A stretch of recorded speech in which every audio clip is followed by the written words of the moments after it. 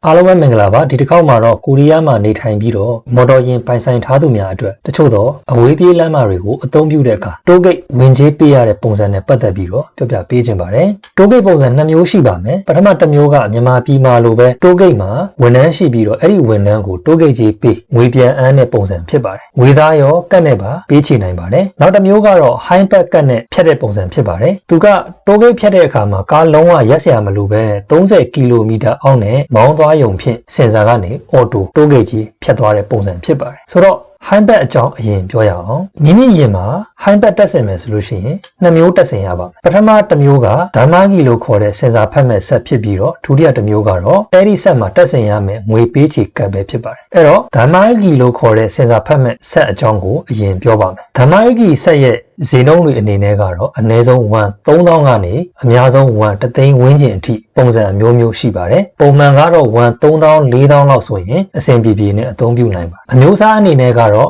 မူဆောင်ကျိုးမဲ့ယူဆောင်ကျိုးပါပုံစံ2မျိုးနဲ့လာပါတယ်ယူဆောင်ကျိုးနဲ့ကတော့တည်တဲ့အတိုင်းပဲကားရဲ့ဘက်ထရီနဲ့ချိတ်ပြီးတော့သုံးရတဲ့ပုံမှန်ပုံစံဖြစ်ပါတယ်လူအများအသုံးပြုကြတဲ့ပုံစံလည်းဖြစ်ပါတယ်မူဆောင်ကျိုးမဲ့ကတော့ A3 လုံးတစ်ခဲ3လုံးတက်ဆင်ရတဲ့ပုံစံရှိမယ်ဆိုလာအားသွင်းကျိုးပုံစံနဲ့ရိုးရိုးလျှက်စစ်အားသွင်းကျိုးပုံစံဆိုပြီးတော့ပုံစံအမျိုးမျိုးနဲ့လာတာရှိပါတယ်နောက်ပိုင်းထုတ်လုပ်လာတဲ့ယာဉ်တွေမှာတော့ကားအတွင်းကနေနောက်ကြည့်မှန်အထဲမှာတစ်ခါတည်း high back ဓမ္မဂီတက်ဆင်ပေးထားတာတွေလည်းရှိလာပါတယ်ဒီလိုမျိုးကားအတွင်းနောက်ကြည့်မှန် room mirror high back ဓမ္မဂီကိုလိုချင်တယ်ဆိုရင်လည်းပဲတီးတန့်ဝယ်ယူပြီးတော့မှတက်ဆင်နိုင်ပါတယ် high back ဓမ္မဂီဝယ်ယူတဲ့အခါမှာတခုသတိထားရမှာကမိမိယာဉ်အမျိုးအစားပေါ်မူတည်ပြီးတော့ဓမ္မဂီကိုရွေးချယ်ဝယ်ယူရမှာဖြစ်ပါတယ်ဒါကလုံးဝ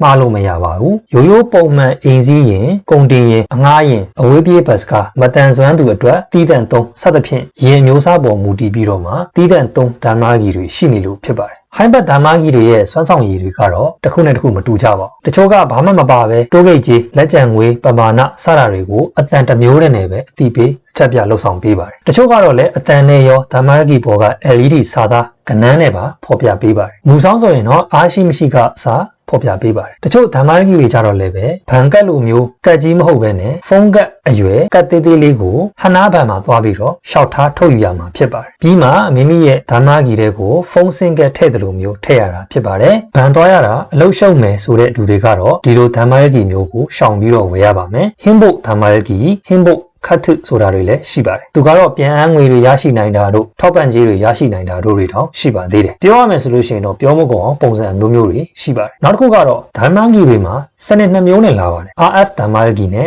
IF ဓမ္မဂီဆိုပြီးတော့ပေါ့ဗျာ RF ဓမ္မဂီဆိုတာကတော့ radio frequency လို့ခေါ်တဲ့ radio အသံအပူချိန်လှိုင်းစနစ်ဖြစ်တာကြောင့်ကားထဲကနေဘယ်နေရာမှာထားစင်စာအလုံးလုပ်ပါတယ်ကားရဲ့အရှိအနောက်ပစ္စည်းထဲတဲ့ box တွေထဲမှာထည့်ထားလဲပဲရပါတယ်ကြိုက်တဲ့နေရာမှာထားနိုင်တယ်ကားအတွင်းထဲဖြစ်ဖို့ပဲလိုပါတယ်အားနည်းချက်ကတော့ကျိုးမဲနဲ့မလာပဲနဲ့အားသွင်းကျိုးအမြဲတက်ဆင်ရတာနဲ့ဘက်ထရီအသုံးများတာကြောင့်ဘက်ထရီအားနည်းတဲ့ယာဉ်တွေမှာတော့အသုံးမပြုသင့်ပါဘူးကားအတွင်းနောက်ကြည့်မှန် high back ဓမ္မဂီတွေလိုမျိုးကတော့ RF စနစ်ဖြစ်ပါတယ် IF ဓမ္မဂီကတော့ infrared မျက်လုံးနဲ့မမြင်နိုင်တဲ့အနီရောင်ရောင်ခြည်လှိုင်းစနစ်ဖြစ်ပါတယ်သူက TV remote စနစ်နဲ့တူပါတယ် TV နဲ့ remote တသားတည်းကြားမှာစင်ဆာအလုပ်လုပ်တာဖြစ်ပါတယ်ဒါကြောင့် IF ဓမ္မဂီတက်တဲ့သူတွေအများသောအားဖြင့်ကားရဲ့အရှိလေးကမှန်အောက်ခြေအလဲပိုင်းနဲ့ dashboard အလဲပိုင်းတွေမှာထားကြတာဖြစ်ပါတယ်သူကတော့အထားမတက်ရင်စင်ဆာအလုပ်မလုပ်ပါဘူးကြိုးတက်ကြိုးမဲ့အကုန်ရပါတယ်ဓမ္မဂီကိုဝယ်မယ်ဆိုလို့ရှိရင်တော့ online offline အဆင်ပြေသလိုဝယ်ယူနိုင်ပါတယ် online ဆိုရင်တော့ဥပမာအများသိကြတဲ့ကူပန်လို့လိုမျိုးနေရာတွေမှာလည်းဝယ်ယူနိုင်ပြီးတော့ offline အနေနဲ့ကတော့နီးစပ်ရာရေရနာစခန်းသို့မဟုတ်တိုးဂိတ်နာကဓမ္မဂီဖမ်းမဲချောဓမ္မဂီအယောင်းဆိုင်တွေမှာဝယ်ယူနိုင်တယ်သို့မဟုတ်နီးစပ်ရာကုန်တိုက်လျှက်စစ်ပစ္စည်းတန်းတွေမှာလည်းပဲဝယ်ယူနိုင်ပါတယ်ဒီနေရာမှာသတိထားရမှာက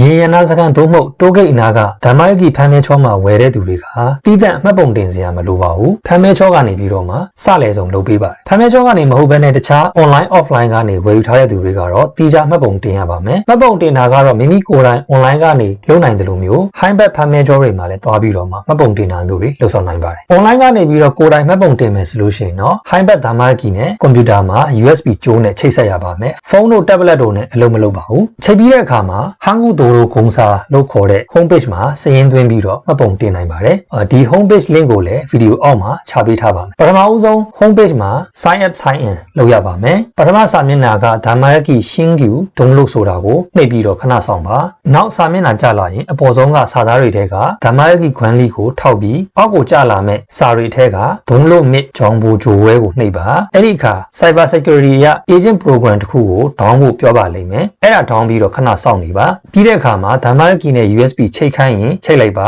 ပြီးရင်ဓမ္မယကိရုံကျော် working ကိုနှိပ်ပါနောက်စာမျက်နှာတစ်မျက်နှာမှာ game ကိုရွေးပါရင်နံပါတ်ထည့်ပါနံပါတ်အဖြူအစိမ်းအကွက်ဖြည့်ပါမိမိနံပါတ်ကအဖြူဆိုရင်အဖြူကမှရေးထည့်ပါရင်ပိုင်ရှင်အမည်ဖြည့်ထည့်ပါမျိုးအမည်ရွေးပါနံပါတ်ပြားအဖြူဆိုလို့ရှိရင်တော့ဂျောင်းကုတနိုင်ငံလုံးဆိုတာကိုရွေးပါပြီးရင် Bonnie Engine မိမိကိုယ်တိုင်ဟုတ်မဟုတ်စစ်ဆေးမှုလုပ်ပါ Bonnie Engine ဟူတဲ့ဖုန်းမိမိဖုန်းနံပါတ်နဲ့လုပ်ပါဖုန်းထဲဝင်လာတဲ့ message ခဏဖြည့်ထည့်ပါပြီးရင်အောက်ဆုံးကဓမ္မယကိသုံးလို့ကိုနှိပ်ပါဓမ္မယကိကသုံးလို့တွေတော့စင်မီတာဆိုရင် Highbat ဓမ္မယကိမှတ်ပုံတင်ပြီးပါပြီ working ကိုနှိပ်ပြီးတော့တက်ဆင်အသုံးပြုနိုင်ပါတယ်ဒီနေ့ကတော့ Highbat ဓမ္မယကိအကြောင်းနဲ့ပတ်သက်ပြီးတော့ရှင်းပြပေးခဲ့တာဖြစ်ပါတယ်နောက်တစ်ခေါက်မှာတော့ Highbat ဓမ္မယကိတွေကိုထည့်မယ် Highbat cat အကြောင်းပြောပြပါဖြစ်ပါတယ်ဒီနေ့တော့ဒီလောက်ပါပဲအားလုံးပဲအဆင်ပြေကြမယ်လို့မျှော်လင့်ပါတယ်အားလုံးကျေးဇူးအများကြီးတင်ပါတယ်